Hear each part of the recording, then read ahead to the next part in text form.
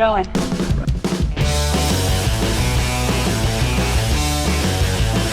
new bridal. It is Splash Day.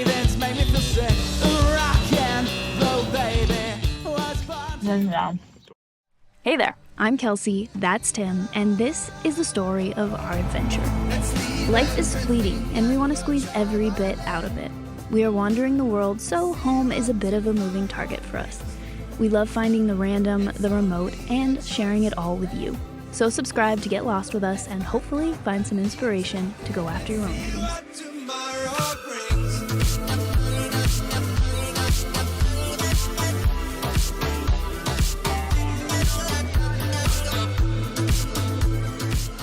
Welcome back! As you can see, it's gone from sweltering hot to chilly now. A little bit of warmth. Yeah, 59 degrees out today. Quite a change. I mean, we're wimps, but We're also wimps. We're from Arizona. But we want to let you guys know we finally have some merch. we made it. We've been working in the background to make all of these, so we're super excited. We wanted to test everything out and make sure it was up to the quality standards that we wanted. This is my favorite shirt here. It's got a little round logo, kind of like this sticker. We didn't like the quality of the stickers, so we're going to order some different ones. But we got shirts and hats and all that kind of stuff. Koozies and bags. So yeah, we're very excited. It's all on the website. I'll put a link below if you guys want to go and check that out. But let's get to the episode. So we were in the midst of boat work, and we had a lot of projects to check off our list. Yes, like installing new solar panels. Okay, we're bad YouTubers, and we have started into a project without showing you, but we've taken one solar panel down off the roof and put in, not installed it yet, but we've set it in place. Yeah, so it's a 400 watt bifacial panel. So being on the hard top, I don't know how much you'll get from the backside, right? If we at some point do a similar bifacial on the back, that's getting a ton of reflection from the water, so that should be amazing. On the white top, I assume some will come through the glass and literally come back up, and maybe a little will come up from the underside. Yeah, I don't know. But just installing that, we doubled the input right now. So we have 800 watts total. We took off a 200 watt panel, so lost 200, put on a 400, and just because it's a newer panel and better technology, I think, it went from about 11 amps coming in to 21 amps coming in. So pretty good. Not quite double, but that's pretty amazing for one panel. It's just sitting there right now. It's not mounted.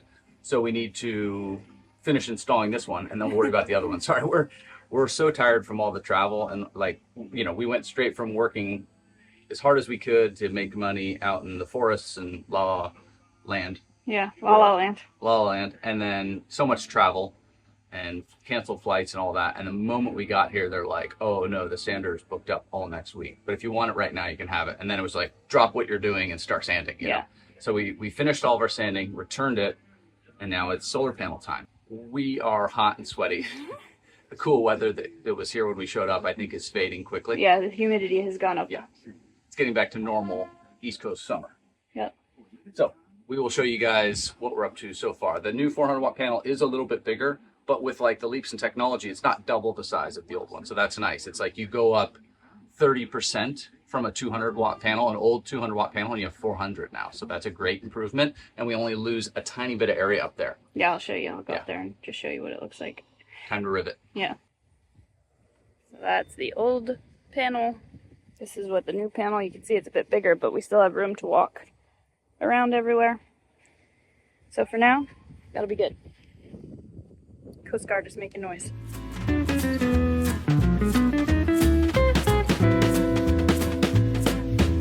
Well, we have now installed the solar panels. It's really hot. It's auto pop time. Oh man. Shade and auto pop. It's so hot. Both of us up there, I started not feeling good. Like you get a little heat strokey. So we come down and have one of these or make a thing of cold water with some electrolytes in it. I think it's like 90% humidity or something today and fully sunny, so it feels pretty warm. Yes. It says it's only 90 degrees, but 90 degrees and 100% humidity or whatever it is. Even though we were going flat out with what seemed like an endless to-do list, we still managed to have some fun.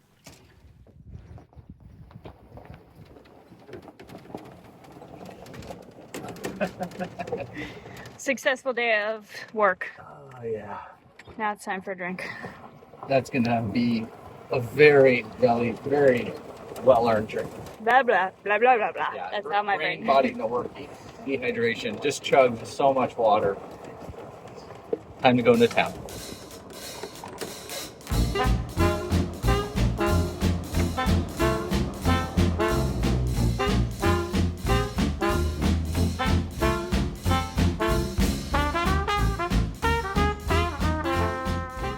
Cape Charles is a super cool little town. It's kind of touristy, but it's sort of isolated from the rest of the world. Yeah, and it has a really nice downtown with lots of choices to eat and a few ice cream shops. So we had to try at least one while we were here. What do you think? It's good. That's one scoop. You have it all over your face. Scoop. No, I don't. Mine's dripping on my hands right now. This was for me. I'm very appreciative. It is yummy. Since you went there, I had to get something too. A few moments later. What's happening? Oh, there's nothing so fast. Ice cream's defective. 12 seconds later. Well, he doesn't want his. I can't waste ice cream. So it's all over me. All over my hands. All over my face. So I'm not gonna waste it. I'm gonna eat it. Oh, your voice sounds a little funny. Why? I don't know. Because I'm shoving ice cream down my face. Tim had a poor choice of cone though. True. I agree. Agreed. Watch out. Pause. Pause. Cool guy. Wow. Cool guy right there. 10 seconds later.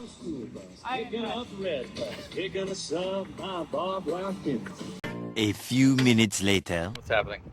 You're moving and I can't waste ice cream. So I'm trying to like not get it all over myself in the golf cart. All right. I just wanted to see you balance it all. Well, sir. You can't waste ice cream. You can't. Then down. Oh, What happened? a big part dripped off. Oh. Okay. Very sweet. What can I say? I love ice cream. She definitely does. Some days after work, we'd go in town to get ice cream. Other times we'd go get a drink somewhere in the little provided golf cart by the boatyard. Most nights, though, we would just walk a couple of feet to these Adirondack chairs and watch the sunset. Yeah, it was a beautiful view.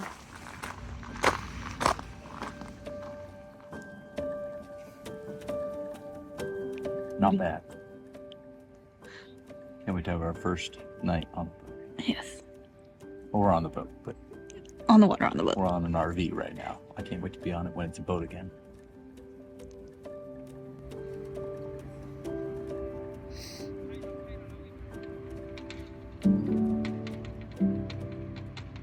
So we ended up at this boatyard after researching a ton of different options, 20 or 30 in fact, Yeah. from North Carolina all the way up through the Chesapeake Bay.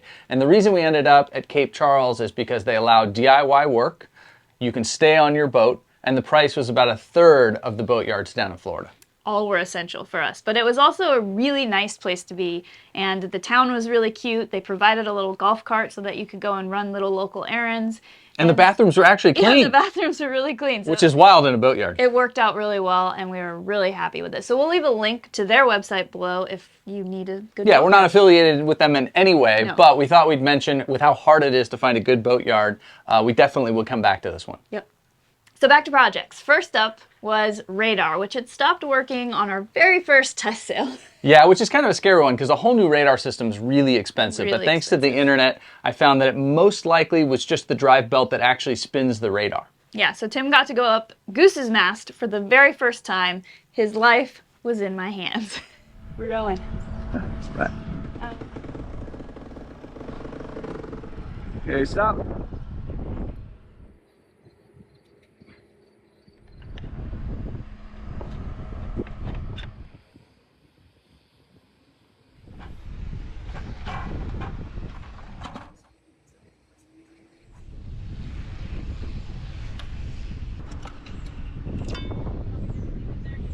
There's the old belt.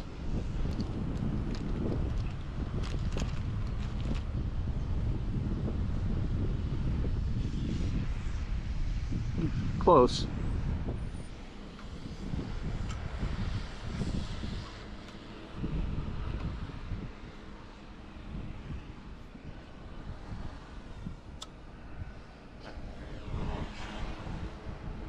Okay, drop me down about 2 feet.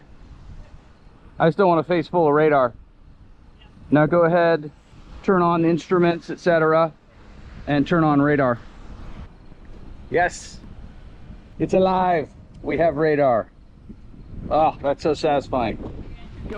Woohoo! Thank you, McMastercar. Yeah, that had to be just about the cheapest fix, and thank you to the internet for having all this sort of info. We bought a few extra dry belts just in case one breaks in the future. Yes, it was very nice to have radar again. And then next up on the list of electronical things was an AIS-capable radio. Electronical, I like that. Electronical. Okay, so we've got the new Vesper Cortex. I think it's Garmin owned now, but we bought an early gen one, so hopefully there's no big issues. It's updated. The reason we did this is to have AIS. So we didn't have an AIS receiver or a transmitter. So on our way north, we noticed that, you know, we'd hear calls on the radio for white catamaran, and we'd look around, we'd listen to the call, see if maybe it was us. And if it was us, we'd reply. Only one time I think it was us, and it was a dredge coming around a corner, and they saw us and said, hey, just a heads up, you know, we're taking a wide berth on this corner due to the depth. And we bared away, and thankfully it was us and we were listening. Other situations were less critical, like we were in the Gulf Stream and a jet buzzed us and a bunch of other boats that were near each other heading north. And they were all chatting with each other and knew the names of each boat, right? Because they all showed up on AIS.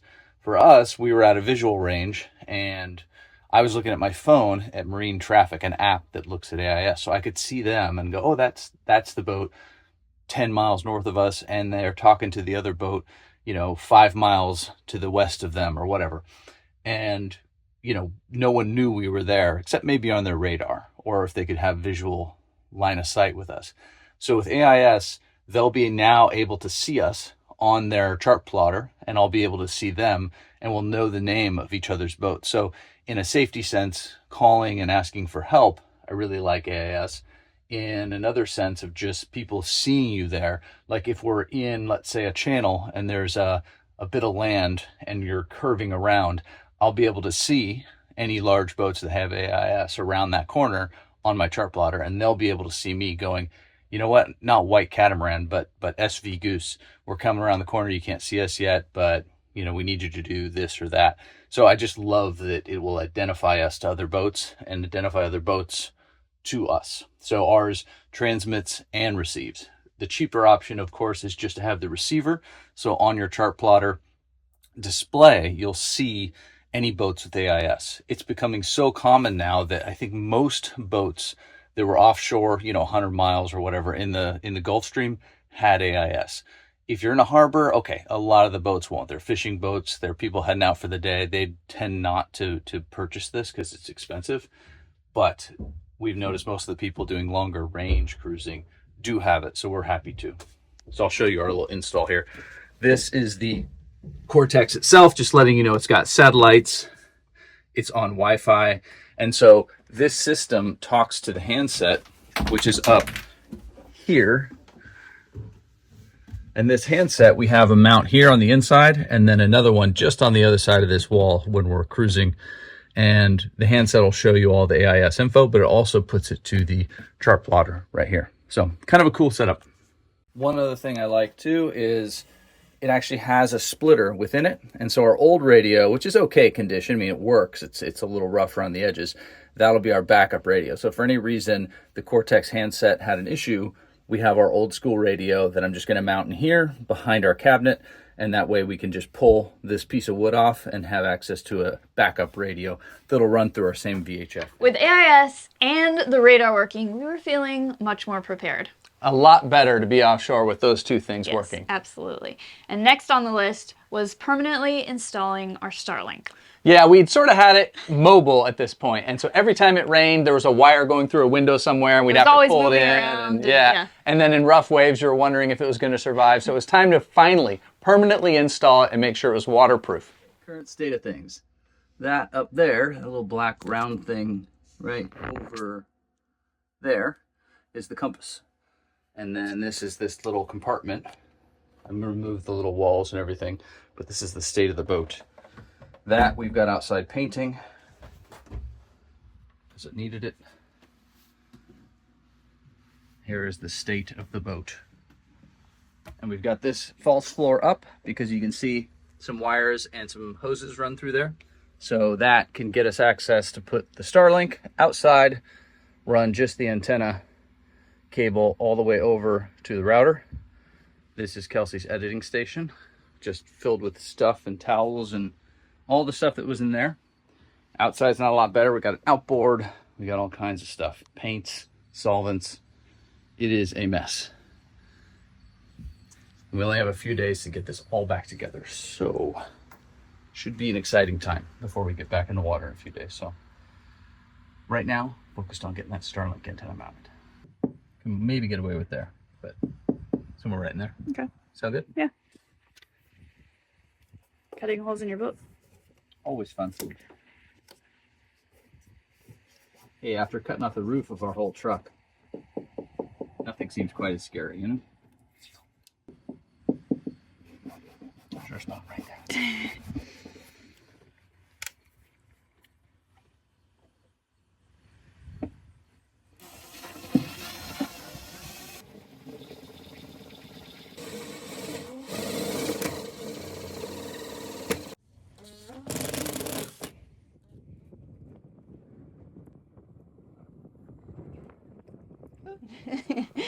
That install worked really well.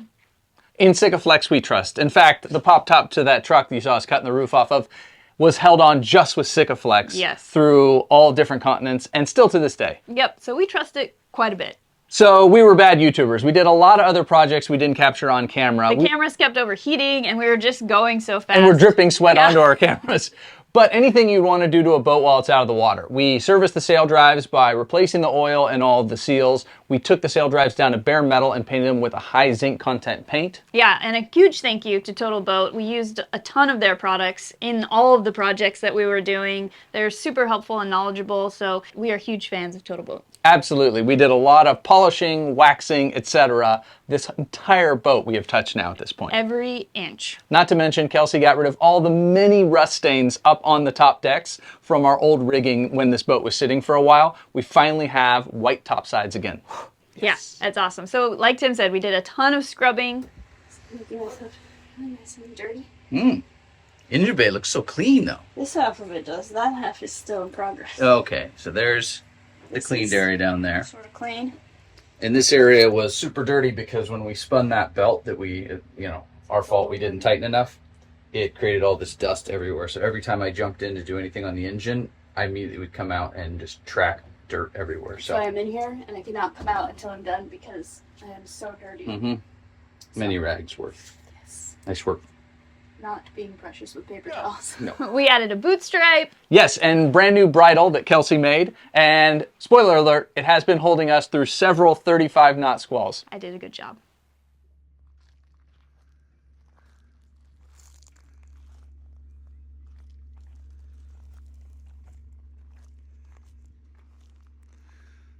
The new bridle. Kelsey built. So if it fails right there, it's her. Whose fault? What's that? Whose fault? All hers. No pressure. I actually have absolute faith. She's spliced many, many a line. Oh, we even added some art. Let's go sailing. I have no other plans. I'm sailing! I'm sailing! I'm sailing!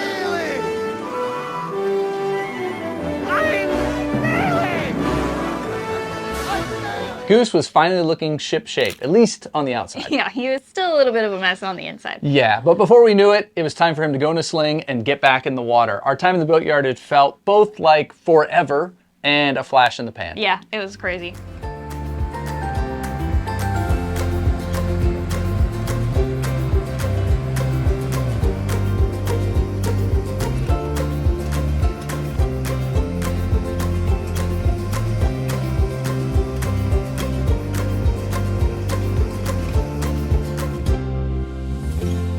Finishing touches. Finishing touch. So excited. I'm so excited. I get to go back in the water tomorrow.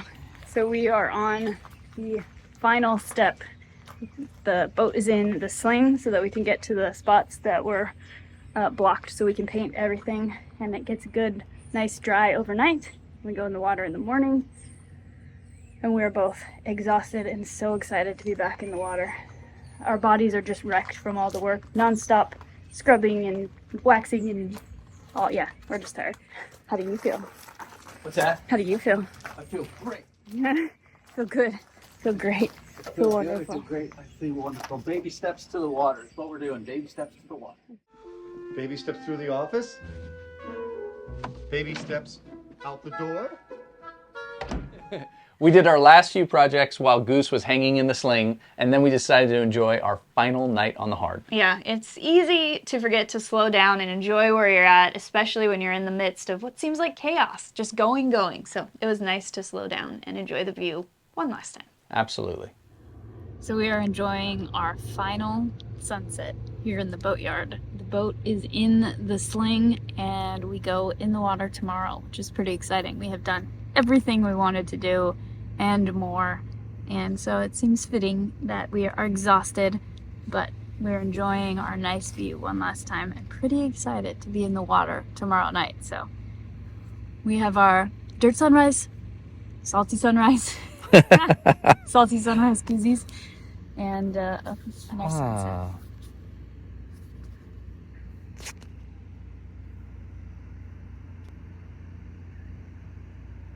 It's sort of a trip sleeping on your boat in a sling. It's kind of like being on the water with the slight swing, but it's disconcerting knowing that your entire home is hanging in there. Yeah, you really hope for no big winds. Absolutely. Well, the next morning they showed up like an hour earlier than we expected them, so it was rush. Yeah, time to go. Good morning. It is splash day, bright and early. Not really that early, it's like 8:30 probably, but there it is, moving along. Wasn't quite prepared, so there's still stuff to do.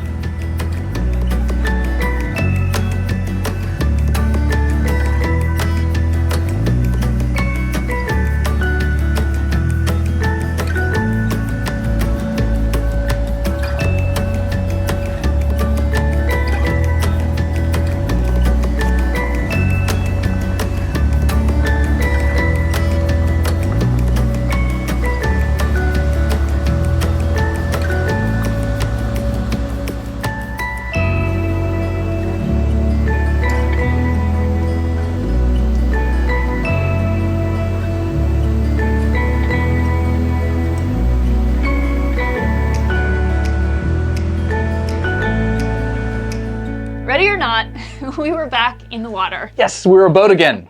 All of a sudden it hit me though. I have to remember how to drive this thing, and it was only about 4 inches on either side of the holes and the concrete. Really tight, yeah. The guys helped us back up. We spun it around and got out of there just like we knew what we were doing. Yep. And as soon as we got past the breakwater, we put the sails up because we were anxious to be a sailboat again. Yeah, engines off, sails up, but we'll show you guys that next week. Yes. Thank you as always for coming along. We appreciate it. Don't forget to check out our merch. All kinds of cool stuff in there, and thank you guys for watching. See you next week. See you next week. Really real.